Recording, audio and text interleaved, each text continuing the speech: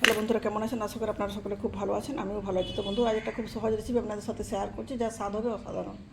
তো বন্ধুরা, আজকে বানাবো ঝিঙে মাখা রেসিপি। ঝিঙে মাখা রেসিপি বানানোর জন্য দুটো ঝিঙে নিয়েছিলাম। একটা ঝিঙে আপনাদের বোঝানোর জন্য গোটা রেখেছি, একটা ঝিঙে কেটে নিয়েছি। সাথে আছে একটা টমেটো কুচি, কয়েক কোয়া রসুন, আর 10টা কুচানো কাঁচা লঙ্কা, বড় সাইজের একটা পেঁয়াজ কুচি, আর এখানে আছে 1 চামচ পোস্ত, বড় চামচের হাফ চামচ সাদা সরিষা, কয়েকটা কাজু, কিশমিশ নিয়ে থাকলে সেটাও অ্যাড করতাম, তাহলে স্বাদটা অনেক ভালো হতো। এটা যে কোনো আমিষ নিরামিষ উভয় দিনই বানাতে পারেন। যখন নিরামিষ দিনে বানাবেন সেক্ষেত্রে পেঁয়াজ এবং রসুনটা স্কিপ করে যাবেন। পেঁয়াজ রসুন না দিলেও খেতে দুর্দান্ত হয়, যেহেতু পোস্ত, কাজু, কিশমিশ এগুলো সব দেওয়া থাকে। তো বন্ধুরা, আজকের এই রেসিপির উপকরণগুলো দেখলেন, খুব সহজ রেসিপি। এর সাথে লাগবে লবণ, হলুদ আর পরিমাণ মতো সর্ষের তেল। তো বন্ধুরা, চলুন এই ঝিঙেটাও কেটে নিই, আর এই যে মশলাটা বানাবো মশলাটা খুব ভালো মতো করে পেস্ট করে নিই। ফিরে আসছি, ততক্ষণ আপনাদের মূল্যবান সময় দিয়ে আমার সাথে এবং পাশে থাকুন। ভিডিওটি অবশ্যই দেখুন, ভালো লাগলে লাইক, শেয়ার, কমেন্ট করে পাশে থাকতে ভুলবেন না। ঝিঙে খেতে সকলেই ভালোবাসি। আমরা ঝিঙে পোস্ত, ঝিঙে দিয়ে বিভিন্ন সবজির সাথে বানিয়েও খাই, কিন্তু একঘেয়ে কোনো রান্না খেতে ভালো লাগে না। তো মাঝে মাঝে স্বাদ পরিবর্তনের প্রয়োজন হয়, সেক্ষেত্রে এই ধরনের বিভিন্ন এক্সপেরিমেন্টগুলো করা যেতে পারে। অবশ্যই সেগুলো সুস্বাদু হবে। একবার বানিয়ে দেখবেন, বারবার বানাতে মন চাইবে। বন্ধুরা, ঝিঙে মাখা বানানোর জন্য যে মশলাটা খুব ভালো মতো করে তৈরি করে নিয়েছি পেস্ট আকারে। আর এখানে বাটিতে নিয়ে নিয়েছি লবণ, একটু লঙ্কার গুঁড়ো, কাশ্মীরি লাল লঙ্কার গুঁড়ো কালারের জন্য, পরিমাণ মতো লবণ। এবার যে পেস্ট করা মশলাটা এখানে ঢেলে দিচ্ছি। পরে মিক্সির বাটিতে সামান্য একটু জল অ্যাড করবো। ঝিঙের মধ্যে যেহেতু জল থাকে, আর বর্ষার ঝিঙে, সেই জন্য খুব বেশি পরিমাণে জল অ্যাড করবো না। আর এখানে দিয়ে দিচ্ছি একটু পরিমাণ মতো সর্ষের তেল।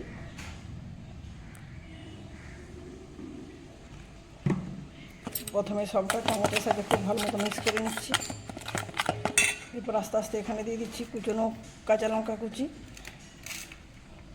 টমেটো কুচি আর কেটে রাখা ঝিঙে। সবটা উলট পালট করে খুব ভালো মতো করে মিক্স করে নিয়ে রেখে দেবো 20 মিনিটের মতো, ম্যারিনেট হয়ে যাবে। দেখুন বন্ধুরা, সমস্ত উপকরণ খুব ভালো মতো মিক্স করে নিয়েছি। এভাবে 20 মিনিটের মতো রেখে দিচ্ছি, খুব ভালো মতো ম্যারিনেট হয়ে যাবে। ম্যারিনেট হওয়ার পর আপনারাই বুঝতে পারবেন আমি ঝিঙে থেকে জল ছাড়তে শুরু করেছি।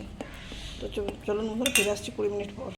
বন্ধুরা, রান্না করার জন্য গ্যাসের ওভেনে কড়াই বসিয়ে দিয়েছি সরিষার তেল, বড় চামচের 2 চামচের মতো। এরপর দিয়ে দিচ্ছি 5 ফোড়ন। ফোড়নটা ভাজা হয়ে যায়, ভাজা হয়েছে। এরপর দিয়ে দিচ্ছি কুচনো রসুন। রসুনটা লাল লাল করে ভেজে নিচ্ছি।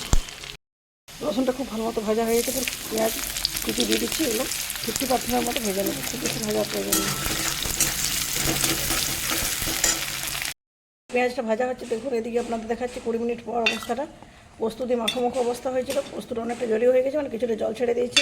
এর রান্নাতে খুব বেশি জল ব্যবহার করার প্রয়োজন নেই, তাহলে ঝিঙে ভাপাটা যে বানাবো ঝিঙেটা ঘেটে গেলে খেতে ভালো লাগবে না। তো এগুলো দিয়ে দিচ্ছি। তারপর বাটি ধুয়ে সামান্য একটু জল, মিক্সির বাটি ধুয়ে যে জলটা রেখেছি সেই জলটা দিয়ে বাটিটা ধুবো, তারপর অ্যাড করবো।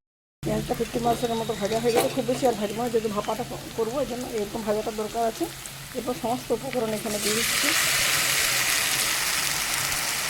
ওই বাটিটাতে মিক্সির ভাজে জলটা রেখেছিলাম, সেই জলটা দিয়ে ধুয়ে একটু জাস্ট জলটা দিয়ে দেবো। খুব বেশি জল দেওয়া প্রয়োজনে, তো ঝিঙে থেকে এমনি প্রচুর জল বেরো। জাস্ট এটা দেওয়ার পর একটু নাড়াচাড়া করবো, তারপর ঢেকে দেবো। একদম সিমে এটা আস্তে আস্তে 8-10 মিনিট ধরে রান্না হতে থাকে। দেখুন বন্ধুরা, গ্রেভিটা ফুটে উঠেছে। এই পর্যায়ে আমি ঢেকে দিচ্ছি। গ্যাসের ফ্লেমটা একদম সিমে দিয়ে দিচ্ছি। ফোটানোর জন্য একটু মিডিয়াম ফ্লেমে রেখেছিলাম। ফিরে আসছি 15 মিনিট পর। বন্ধুরা, ফিরে এলাম 15 মিনিট পর। 15 মিনিট সময়ের মধ্যে ঝিঙে ভাপাটা আমার পুরোপুরি রেডি হয়েছে। ঝিঙেগুলো গোটা আছে, কিন্তু দেখুন অনেকটা নরম হয়ে গেছে এবং নেতিয়ে পড়ছে, সিদ্ধ হয়ে গেছে। এরপর একটু গ্রেভিটা দেখাচ্ছে। গ্রেভি ভাবটা দেখো, পুরোপুরি শুকনো করবো না। এটা গরম গরম ভাতের সাথে পরিবেশন করবো, খেতে দুর্দান্ত লাগবে। তো বন্ধুরা, আরও কিছুক্ষণ ঢেকে দিচ্ছি। স্বাভাবিক পজিশন আছে, তারপর গরম গরম ভাতের সাথে এটা পরিবেশন করছি। এখন বন্ধুরা, গরম গরম ভাতের সাথে দিচ্ছি আলু চোখা, ভেন্ডি ভাজা, আর সাথে গাওয়া ঘি আর একটু কাগজি অ্যাড করবো। আর এখানে দিচ্ছি ঝিঙে মাখা, যে রান্নাটা বানিয়েছি সেটা।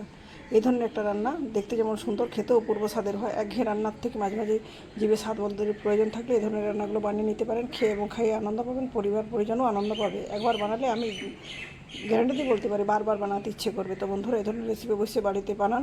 কেমন লাগলো কমেন্ট করে জানান। ভালো লাগলে লাইক, শেয়ার এবং সাবস্ক্রাইব করে পাশে থাকতে ভুলবেন না।